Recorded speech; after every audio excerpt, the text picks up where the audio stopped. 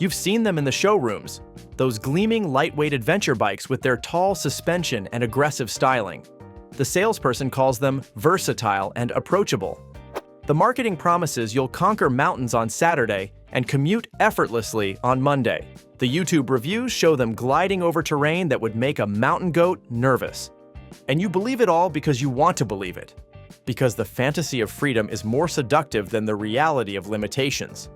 But here's what nobody tells you about lightweight adventure bikes. They're built on compromise, every single one. The manufacturers don't want you to understand this fundamental truth, because it would complicate their clean marketing narrative. They show you the highlight reel, the perfect trail, the ideal weather, the professional rider, never the struggle, the limitations, the disappointments that come when fantasy meets physics. Chapter 1. The weight paradox. Let's start with the most obvious truth, the one hiding in plain sight. These bikes aren't actually light. Your KLR 650, your Versys X300, your G310 GS, they're all pushing 350 to 400 pounds wet. That's not light. That's just lighter than the 550-pound behemoths dominating the adventure market. When you're standing on the pegs, wrestling that front wheel through deep sand, those 375 pounds might as well be 500. When you drop it on a remote trail and have to pick it up for the 5th time, alone, with shaking arms and a racing heart, you'll understand that lightweight is a relative term invented by marketing departments. The physics are unforgiving. A true off-road bike, a real dirt machine, weighs 250 pounds or less. Your lightweight adventure bike is carrying an extra 100 to 150 pounds of street legal equipment, comfort features, and structural reinforcement that you don't need on dirt, but can't live without on pavement. That weight sits high, making the bike top-heavy exactly where you don't want it when navigating technical terrain. Engineers understand the compromise intimately. They've been tasked with squaring the circle, building a bike that can do everything while acknowledging that such a machine cannot exist within the constraints of physics, metallurgy, and economics. Here's the silver lining. You can mitigate the weight, strip unnecessary parts for serious off-road days.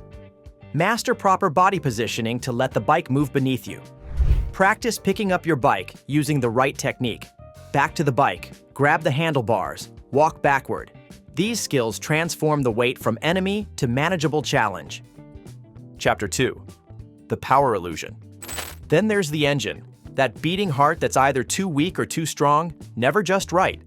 The 250 to 400 cubic centimeter models leave you begging for torque when you're climbing a steep, rocky trail in second gear. The 650 cubic centimeter and up models deliver power you can't fully use off-road unless you've got professional-level skills. Either way, you're fighting the machine instead of working with it. The harsh reality? Adventure bike engines are compromised by design. They need to be smooth and civilized for highway cruising, yet torquey and tractable for off-road crawling. They need to pass emissions tests while delivering fuel economy that won't strand you 100 miles from the nearest gas station. They need to run cool enough under slow technical riding, but still perform when you're pushing 80 miles per hour into a headwind. These contradictory demands create engines that do everything adequately, but nothing exceptionally. Your lightweight adventure bike will never have the tractable, stump-pulling torque of a trials bike. It will never have the smooth, effortless highway manners of a sport tourer. It exists in the uncomfortable middle, constantly reminding you of what it isn't, rather than celebrating what it is. But here's a practical tip. Gearing changes work wonders. Drop a tooth on the front sprocket for better off-road tractability. Learn to slip the clutch in technical sections. Master the friction zone. The right throttle control technique, smooth, deliberate inputs, can transform a nervous engine into a willing partner. Chapter 3. The suspension deception. Look at those long travel forks and that rear shock with its remote reservoir. They look serious, purposeful, ready for anything. The brochure tells you about the millimeters of travel, the adjustability, the progressive spring rates. The flip side, this suspension is perhaps the greatest compromise of all.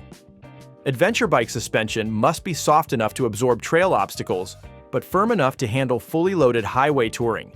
It needs to control dive-under braking with a passenger and luggage, but still offer compliance when you're standing on the pegs navigating rocks.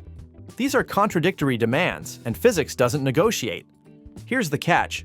Your lightweight adventure bike's suspension was designed primarily for the road, then adapted for occasional off-road use. It's valved for comfort and control on pavement, where most owners spend most of their time. When you push it off-road, especially at speed, you'll find its limitations quickly. It will bottom out on larger hits. It will pack up on repeated obstacles. It will struggle to keep the wheels in contact with the ground when you need traction most. But don't despair. Suspension is adjustable for a reason.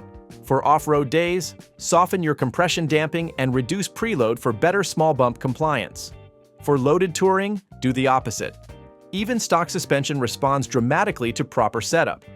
Learn to use your body as active suspension, knees and elbows bent, weight on the pegs, light on the bars. The right technique can compensate for suspension limitations. Chapter 4. The Tire Compromise. Perhaps nothing embodies the lightweight adventure bike paradox more perfectly than the tires. Those stock tires, the ones the bike came with, are a visual metaphor for compromise. Not quite street tires, not quite dirt tires. They promise to do everything while excelling at nothing. Reality check. Tire technology, despite all its advances, cannot overcome basic friction principles. A tire that grips well on pavement needs a large, smooth contact patch. A tire that bites in dirt needs widely spaced knobs that can dig in and clean themselves. These requirements are fundamentally opposed. Every adventure tire is a compromise, leaning either toward road performance or dirt capability, never delivering both equally. The industry chooses stock tires that look aggressive enough to support the adventure narrative while performing adequately on pavement, where their liability concerns are greatest. They know you'll likely replace these tires based on your actual riding habits, but they can't admit that in their marketing, because it would undermine the do-everything promise. When you're 30 miles down a muddy forest road, and those compromise tires are clogged and spinning, you'll understand the truth. When you're leaned over on wet pavement, and those same tires break traction unexpectedly, you'll feel the compromise in your racing heart. The solution? Be honest about your riding ratio. If you're 80% road, 20% dirt, get road-biased adventure tires. If you're heading into serious off-road terrain, accept the highway compromise and mount proper knobby tires. And master tire pressure adjustments. Drop 10 to 15 psi for off-road traction. Then reinflate for the highway. Carry a reliable portable compressor. The right pressure transforms mediocre tires into capable ones. Chapter 5. The Ergonomic Contradiction. Stand on the pegs of your lightweight adventure bike. Feel that? The bars are too low for comfortable standing, but too high for aggressive road riding. The foot pegs are too small for off-road control, but too large and toothed for smooth highway cruising. The seat is too narrow for all-day comfort, but too wide for proper off-road body positioning. The uncomfortable truth. Human ergonomics don't scale well across different riding disciplines. The body position that works best for controlling a bike in technical terrain is fundamentally different from what works for covering highway miles comfortably. Your lightweight adventure bike tries to split the difference, creating ergonomics that are never quite right for either scenario. When you're 2 hours into a highway slog and your wrists are aching from the too high bars, you'll feel this truth. When you're standing through a rocky section and your legs are burning because the pegs are too low and too far forward, forcing an unnatural crouch, you'll understand the compromise. The human body knows what the marketing department denies, but ergonomics are fixable. Bar risers transform standing comfort for $50. Adjustable pegs can be repositioned for different riding styles.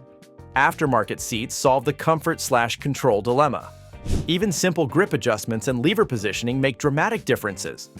These small changes personalize the compromise to match your specific needs, turning ergonomic frustration into tailored comfort. Chapter 6. The Maintenance Reality. The brochure shows your lightweight adventure bike fording streams and climbing mountains, but it doesn't show the maintenance schedule that makes such adventures possible. It doesn't mention that the complex, modern engine needs more frequent oil changes when subjected to off-road abuse. It doesn't explain that the chain requires attention after every serious off-road excursion, or that spoke wheels need regular tension checks, or that air filters clog quickly in dusty conditions. The hard truth. Adventure riding creates maintenance demands that go far beyond normal street use. Every mile off-road accelerates wear on components designed primarily for pavement. Every water crossing introduces moisture to systems that prefer to stay dry. Every rocky trail tests the integrity of everything hanging beneath the skid plate, if your bike even came with an adequate one.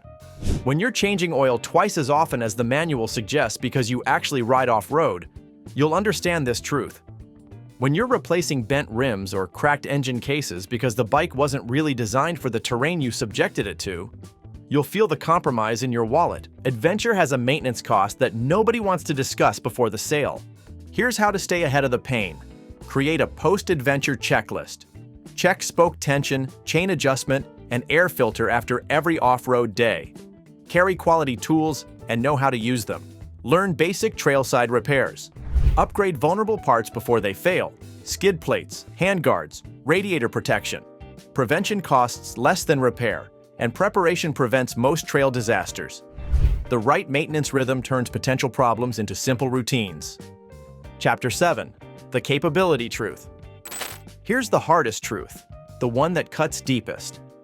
Your lightweight adventure bike is far more capable than you are. The limitations you'll encounter most often aren't the bike's, they're yours. Your skills, your courage, your judgment, your physical stamina. The bike could go places you won't dare. It could survive conditions you'll avoid. It could perform maneuvers you haven't mastered. The sobering reality. The real limiting factor in adventure riding is rarely the machine. Professional riders can take these compromised bikes and make them dance through terrain that would stop most owners cold. They understand that skill beats spec every single time. They know that technique trumps technology, that balance beats brawn, that practice overcomes power limitations. When you blame your bike for not making it up that hill, you're avoiding the harder truth, that with better technique, you could have conquered it. When you wish for more suspension travel after bottoming out on that drop, you're not acknowledging that proper body position could have absorbed the impact. When you dream of electronic aids to save you in difficult terrain, you're substituting technology for the skills you haven't developed. This isn't meant to discourage you. It's meant to empower you. Your lightweight adventure bike, for all its compromises, is waiting for you to grow into its capabilities. Take that training course. Practice slow-speed maneuvers in empty parking lots. Learn to stand properly on the pegs. Master clutch control and throttle modulation. The return on investment for skill development far exceeds any mechanical upgrade you could make. Chapter 8. The Economic Equation. Let's talk money, the unspoken factor in every motorcycle decision. Your lightweight adventure bike costs half what the flagship models do. That's not an accident, it's a business strategy. The industry secret: manufacturers know exactly what they're doing with their tiered pricing. They build the big, expensive adventure bikes with all the bells and whistles, then strip features and reduce displacement to create the lightweight versions. The profit margins are often higher on these smaller bikes because the R&D costs were already covered by the flagship models. When you're paying $9,000 for a bike that shares its basic architecture with a $20,000 model, you're not getting half the capability. You're getting about 80% of it for less than half the price. The value equation suddenly shifts in your favor. But there's more to the economic story. Your lightweight adventure bike will cost less to insure. It will use less fuel. Its tires, chains, and sprockets will be cheaper to replace. When, not if, you drop it off-road, the repair bill will be hundreds instead of thousands. Over 5 years of ownership, the total cost difference between your bike and the flagship model could pay for multiple riding courses, several adventure trips, or a complete set of high-end gear. The economic truth is that lightweight adventure bikes make adventure more accessible. They democratize the experience, opening doors that would otherwise remain closed to many riders. That's not a compromise. It's a victory. Chapter 9. The Freedom Factor.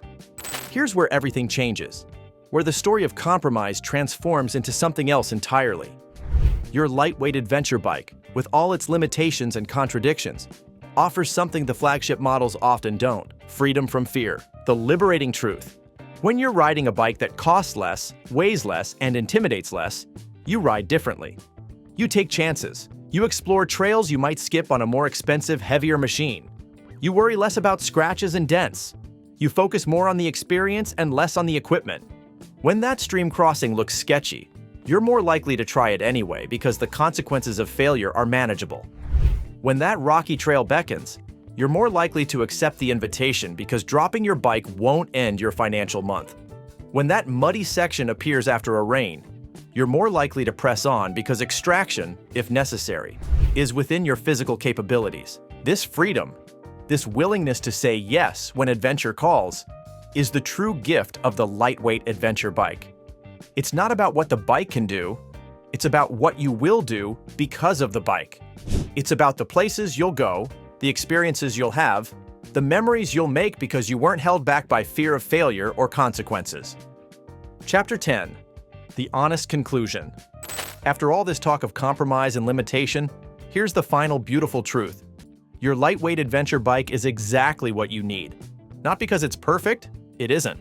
Not because it excels at everything, it doesn't.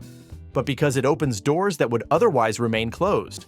The perfect adventure bike doesn't exist.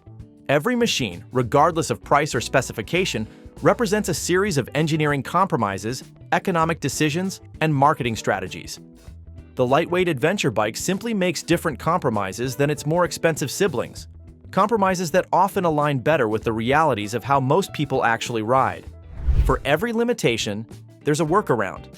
For every weakness, there's a technique to compensate. For every compromise, there's an opportunity to adapt and overcome. This isn't settling. It's being honest about what matters most, the adventure itself, not the equipment that enables it. So take your imperfect, compromised, limitation-laden lightweight adventure bike and go. Ride it to places that make your heart race. Drop it, pick it up, and keep going. Modify it to suit your needs. Learn its quirks and work with them rather than against them. Push your skills to match its capabilities. The compromise isn't a flaw, it's the adventure. What's the biggest compromise you've had to accept with your ADV bike, and how did you overcome it?